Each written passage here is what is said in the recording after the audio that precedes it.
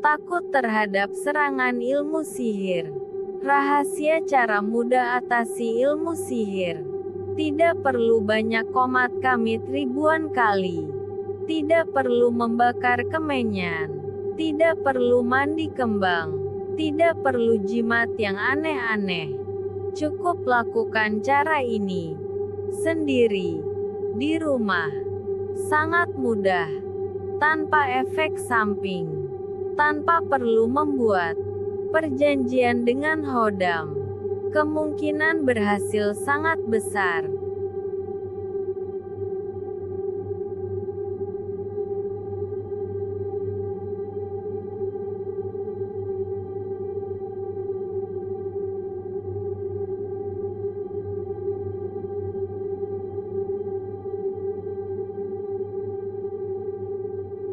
Bagaimana caranya kita melindungi diri dari serangan ilmu gaib? Apakah laku agama atau spiritual yang kita lakukan otomatis dapat melindungi diri kita? Secara umum laku agama atau spiritual yang kita lakukan dapat melindungi diri kita dari serangan ilmu gaib. Tetapi tentu saja tidak semua, tergantung laku jenis apa dan bagaimana laku itu dikerjakan, serta siapa yang melakukan laku tersebut. Misalnya ada laku yang secara teknis dapat melindungi dari serangan ilmu gaib. Tetapi jika laku tersebut dilaksanakan secara asal-asalan, atau lahiriah saja, maka fungsi perlindungannya tidak akan muncul. Apalagi jika pelaku ritual tersebut tidak mempunyai bakat dan kemampuan dalam hal perlindungan terhadap serangan ilmu gaib atau sihir, maka hasil akhir dari laku tersebut juga tidak akan memuaskan. Dan sebaliknya jika suatu laku agama atau spiritual tidak dimaksudkan atau tidak mempunyai efek perlindungan terhadap ilmu sihir, maka tentu saja bagaimanapun kesungguhan laku tersebut dikerjakan, bahkan oleh orang yang memiliki bakat dan kemampuan sekalipun, tentu tidak akan menghasilkan perlindungan yang diharapkan. Oleh karena itu kita harus jeli dalam memilih laku agama atau spiritual yang memang memiliki atau bahkan dimaksudkan untuk memberikan perlindungan terhadap ilmu sihir.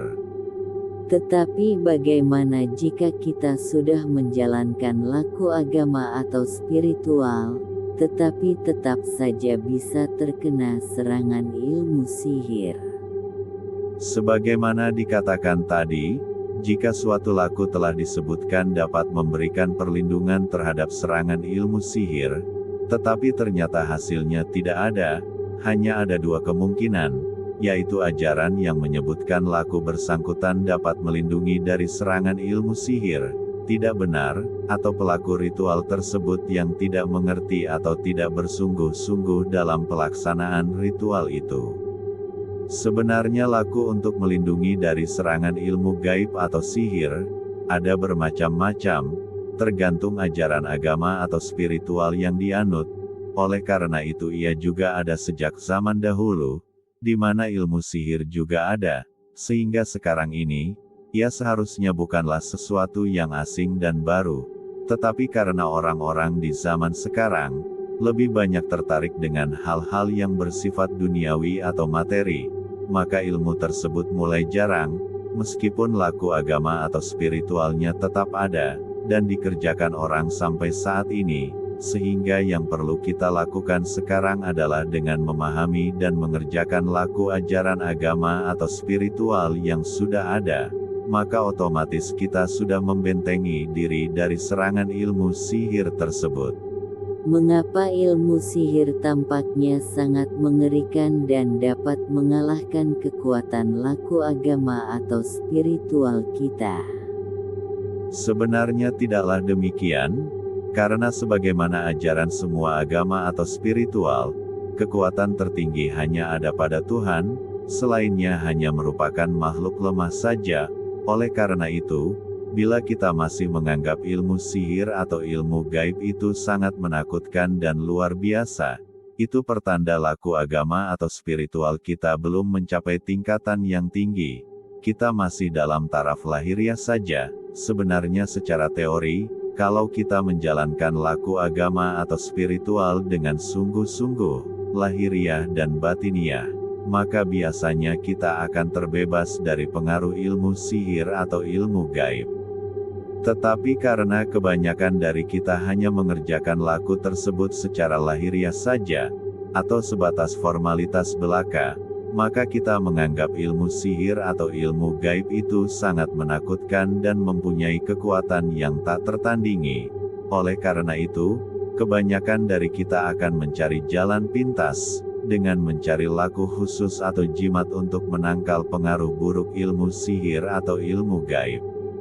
Padahal kalau kita pelajari ajaran agama atau spiritual secara seksama, ditambah lagi dengan menggunakan akal sehat, tentu kita akan sampai pada satu kesimpulan bahwa ilmu sihir atau ilmu gaib itu bersifat relatif. Artinya ia tidak mempunyai kekuatan mutlak dalam mempengaruhi orang lain. Semuanya tergantung kepada orang yang terkena ilmu sihir atau ilmu gaib itu sendiri. Dan tentu saja, di atas segalanya semuanya tergantung kepada Tuhan yang Maha Kuasa. Semua faktor itulah yang mempengaruhi berhasil tidaknya suatu serangan ilmu sihir atau ilmu gaib itu berhasil mempengaruhi targetnya. Jadi sebenarnya kita dapat melindungi diri dari serangan ilmu sihir atau ilmu gaib dengan mudah. Tidak juga, karena meskipun ilmu sihir atau ilmu gaib itu tidak mutlak dapat menyerang kita, dan kekuasaan serta kekuatan Tuhan tidak terbatas, hal itu bukan berarti kekuatan kita sebagai orang yang mengerjakan laku agama atau spiritual, lantas dengan sendirinya juga memiliki kekuatan yang tidak terbatas. Kekuatan kita juga sama terbatasnya dengan kekuatan orang yang menyerang kita dengan ilmu sihir atau ilmu gaib, sehingga di sini kita tidak bisa memastikan siapakah yang lebih kuat. Apakah ilmu sihir orang yang menyerang, atau kekuatan laku ilmu yang menangkal serangan itu? Dan disinilah sebenarnya keunikan serta kelebihan kita, sebagai pelaku ajaran agama atau spiritual, di mana kita selalu menyandarkan nasib kita kepada Tuhan, tidak semata-mata berlandaskan kekuatan sendiri, kekuatan yang diperoleh dari laku agama atau spiritual. Jika proses pasrah ini dapat terjadi maka biasanya, ilmu sihir atau ilmu gaib itu tidak dapat mempengaruhi kita. Tetapi bila proses berserah diri itu lemah atau kurang, ada kemungkinan serangan itu akan mengenai sasarannya. Sehingga hal tersebut yang patut disadari adalah kenyataan bahwa selain ilmu sihir atau ilmu gaib itu tidak bersifat mutlak, kekuatan laku agama atau spiritual kita juga tidak mutlak. Sehingga hal itu akan menimbulkan kesadaran untuk tidak sombong, dan suka mau menang sendiri. Sebaliknya kesadaran ini, akan membuat kita tidak perlu merasa takut terhadap serangan ilmu sihir atau ilmu gaib, karena kita yakin bahwa kita tidak menyakiti orang lain, serta kita selalu bersandar kepada kekuasaan Tuhan. Tentu saja, kesadaran ini, tidak akan dapat tumbuh begitu saja. Ia perlu kita latih dan kembangkan dengan berbagai laku agama atau spiritual, selama selang waktu yang cukup lama. Dengan kata lain kita tidak sekedar menyandarkan perlindungan terhadap ilmu sihir ini kepada kekuatan laku kita, tetapi juga kita bersandar kepada kemurahan dan berserah diri secara total kepada Tuhan.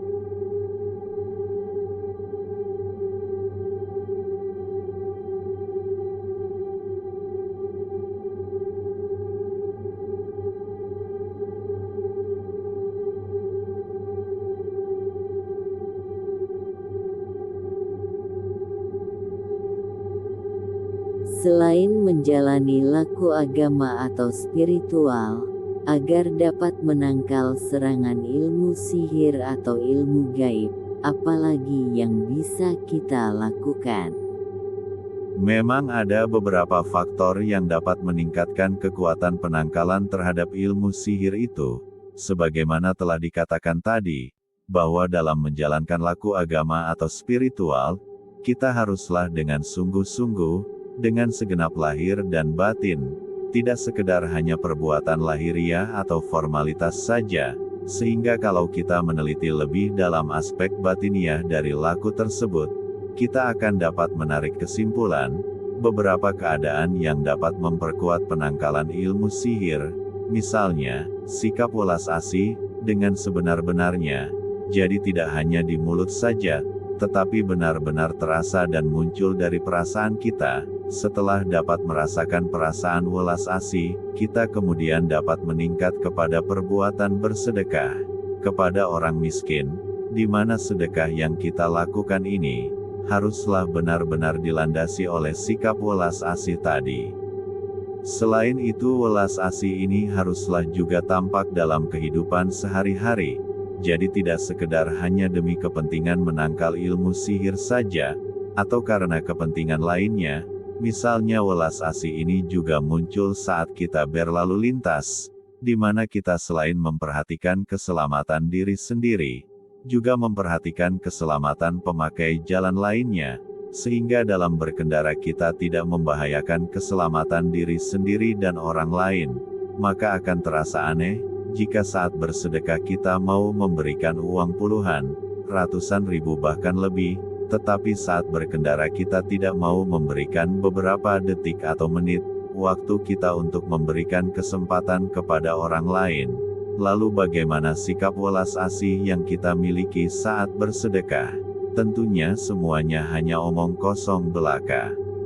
Welas asih yang begini, tentunya tidak akan ada artinya dalam meningkatkan kekuatan penangkalan terhadap ilmu sihir.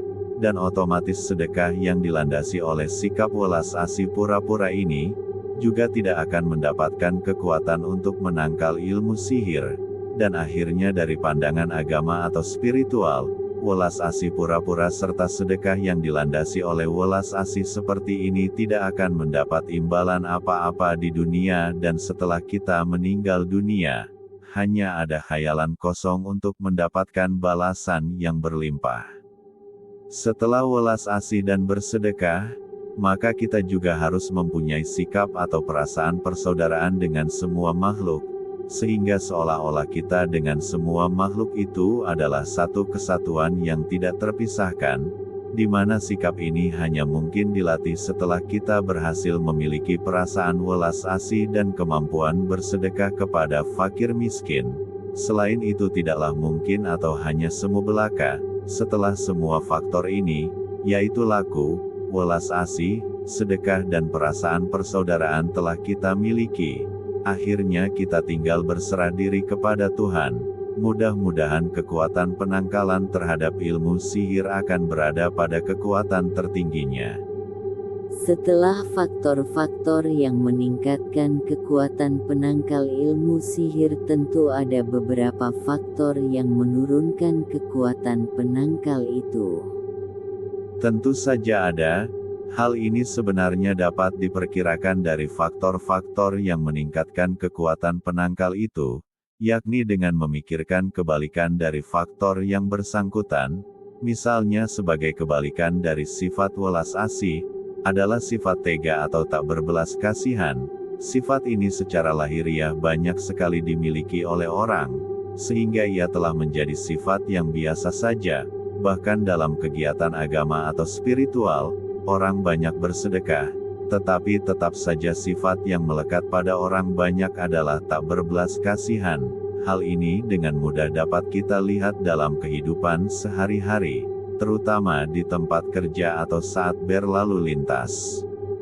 Kemudian sebagai kebalikan dari perbuatan bersedekah adalah pelit atau kikir, di mana sifat ini biasanya relatif tidak kentara, karena ia kita sembunyikan dengan perbuatan sedekah yang bersifat jual beli, yakni kita bersedekah dengan harapan mendapatkan balasan berlimpah dalam semua hal, termasuk harta, kesehatan, ilmu, kebahagiaan dan sebagainya, ditambah lagi balasan berlimpah setelah kita meninggal dunia.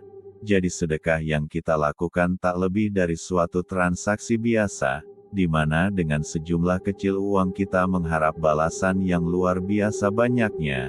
Hal inilah yang justru menunjukkan sifat asli kita, yaitu pelit atau kikir, karena memang sebenarnya tidak ada atau sedikit sekali sifat murah hati yang kita miliki. Dan akhirnya sifat egois adalah sifat yang melemahkan kekuatan penangkal ilmu sihir, Ia merupakan hasil dari rentetan sifat buruk terdahulu. Sifat ini adalah sifat yang paling buruk dari kedua sifat buruk tadi. Selain itu, sifat ini juga menyebabkan kita menjadi ketakutan terhadap ilmu sihir, sehingga akan semakin memperparah akibat yang kita derita dari serangan ilmu sihir. Apakah hanya dengan mengerjakan laku, serta melakukan hal-hal yang menguatkan dan menghindari hal-hal yang bisa melemahkan kekuatan penangkalan terhadap serangan ilmu sihir, kita sudah dapat merasakan aman dari serangan ilmu sihir? Tentu saja belum. Justru perasaan aman dan merasa pasti terbebas dari serangan ilmu sihir ini masih menunjukkan egoisme kita. Karena yang memegang kekuasaan dan kekuatan di alam ini hanya Tuhan saja, sehingga kita sebagai ciptaannya, tidak berhak untuk bersikap demikian. Kita hanya bisa berusaha dan berdoa. Setelah itu semuanya kita serahkan kepada kemurahan Tuhan. Kalau Tuhan menghendaki kita mengalami nasib buruk karena ilmu sihir, maka hal itulah yang akan terjadi. Walaupun kita sudah berusaha dan berdoa serta mengerjakan semua faktor-faktor yang menguatkan, dan meninggalkan faktor-faktor yang melemahkan penangkalan ilmu sihir, kita tetap saja akan gagal. Sebaliknya, jika Tuhan tidak menghendaki kita terkena ilmu sihir, kita pun tidak akan terkena.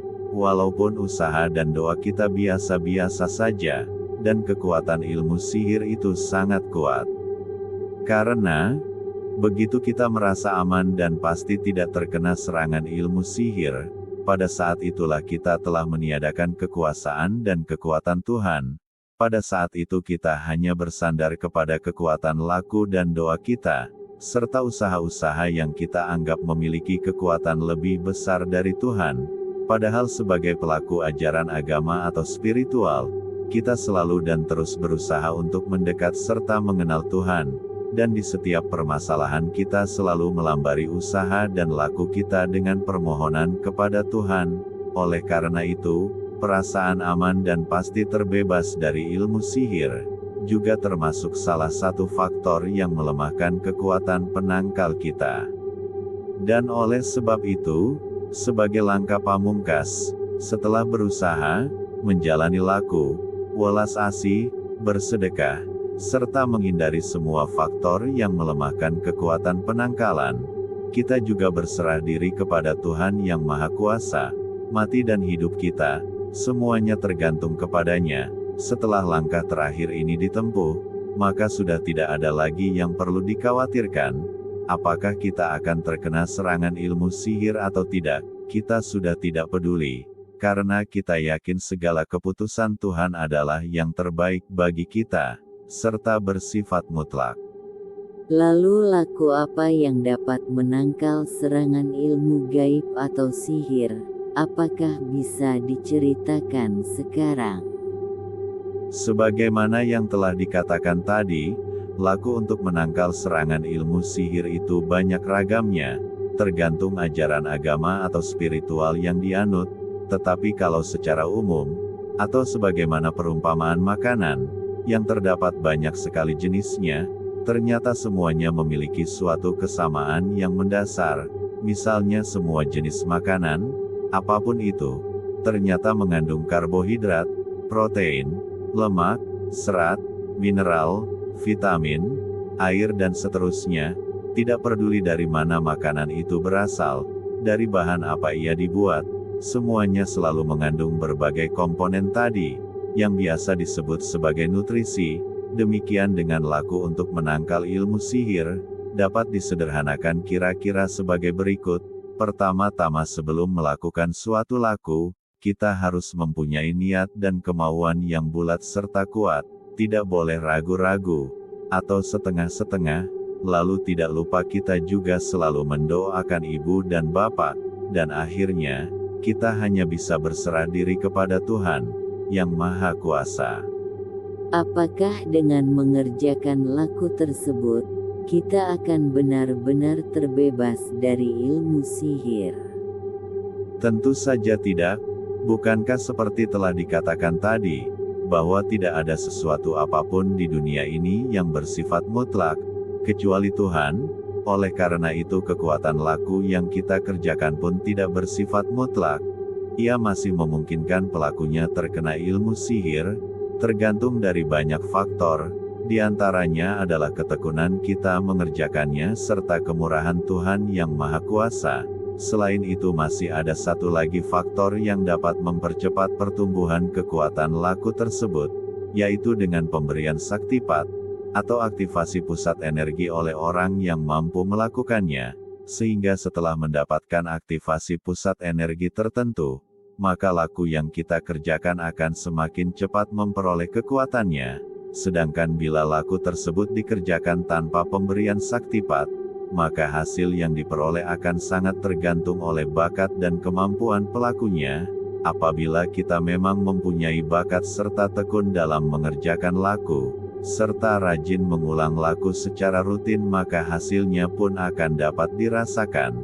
Sebaliknya, jika kita kurang berbakat dan kurang tekun serta tidak mengerjakan laku secara rutin, maka hasilnya pun akan kurang memuaskan. Sedangkan apabila kita telah mendapatkan saktipat, maka kita akan lebih cepat memperoleh kemajuan.